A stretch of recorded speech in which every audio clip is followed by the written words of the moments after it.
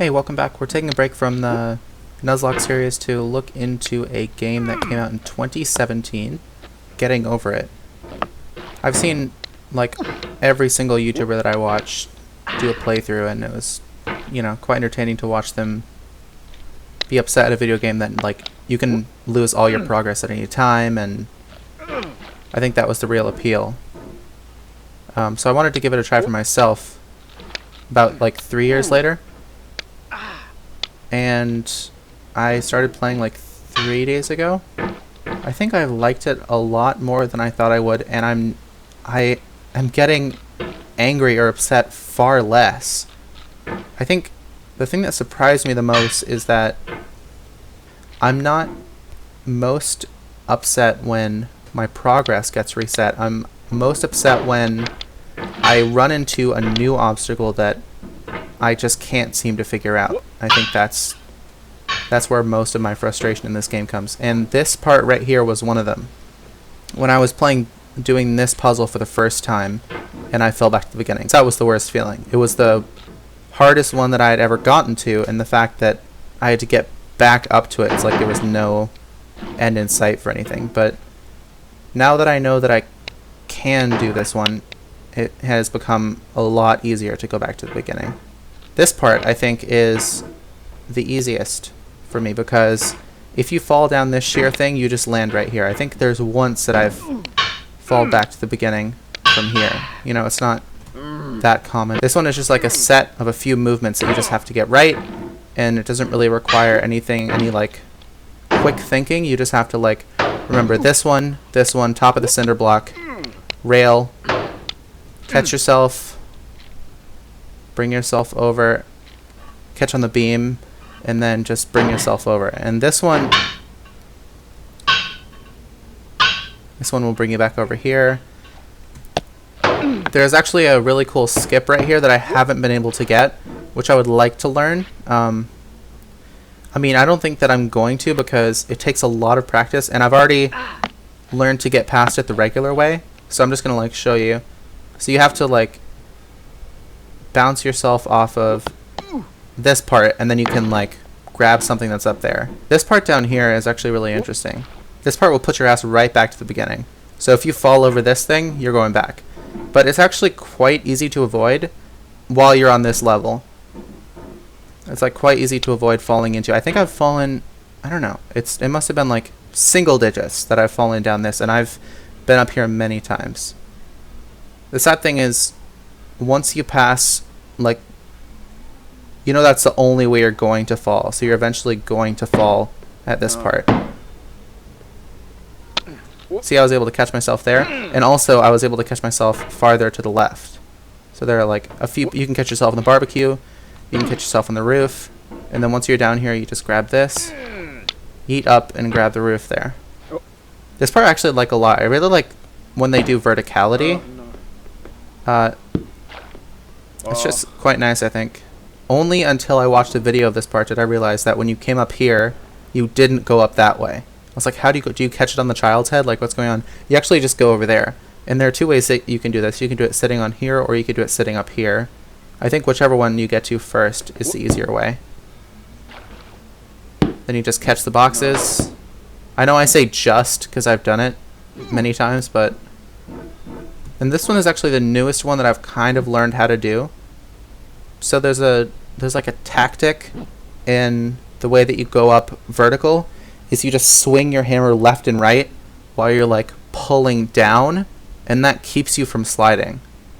And I don't know if I can get it on this one. Yeah, like right here. So I'm just pulling, and I'm able to just like, basically my character just stays totally static. I'm able to just push myself up. There, I was able to get it first try. Then you just boop over here. Grab this. Grab this. Grab this. You gotta be careful about... You can actually... Oh, look at that. You can actually like grab yourself and pull yourself up to hit the camera, which I've figured out. I think I've done it. That was my second successful time doing it.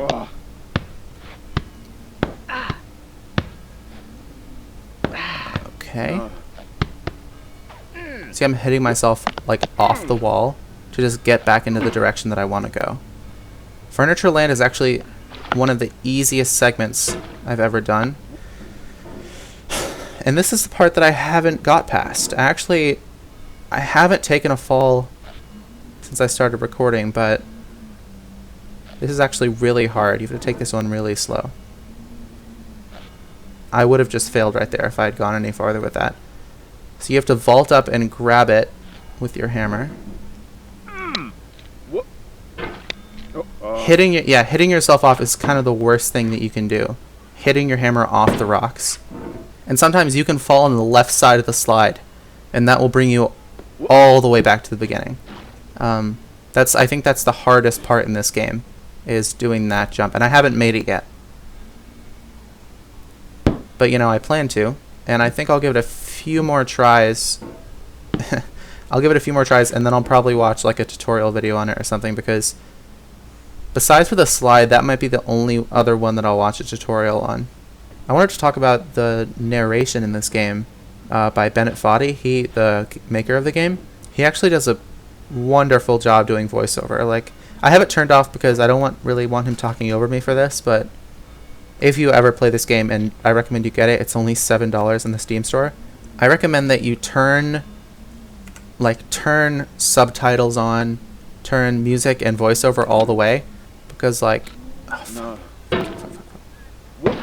okay, see there, I could have gone over. See, that's the second way you can fall, is the slide will knock you down and you'll actually just go over that little construction thing I showed you down there, and it just like fall straight down. And there's not a lot of ways you can catch yourself. I think it would be interesting to, you know, have made this game and to have people have the, you know, to be yourself, the game maker who has made the game, and then to see people like making that you had. I don't think that I'd be offended that people had done that. I think I would be kind of like glad that, you know, like I created the game and then people are like creating their own things to do. I'm actually going to push myself out a little bit farther. Okay, there it is. And this you have to do slowly.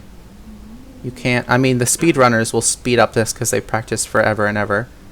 But this one you just have to... And I think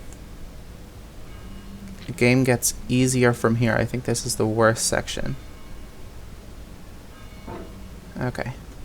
This is actually farther than I've ever been. I think the number one thing that brings people down when they're doing this part is that they panic and just flail their hammer looking for an opening when there just isn't one. Yeah, I'm going to drop down a little bit just so I can do it again. And the thing is, as I play, I get less and less angry because I'm more confident in what I'm going to do. Okay. Bad move. And catch. Alright, here we go. Last try at Orange Hill. This is the only part that stresses me out. And not because I know that I'll go back, but because I've never gotten it right before.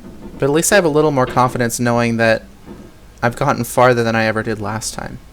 You know? See, I would love to fling myself up and catch this, but there's literally nothing to grab. No! You know, I think that, yeah, the problem with that is it just bounces off. Like, I'm totally just holding it. Alright, I think I'll get back up there and I won't try it again, and then I'll end it off.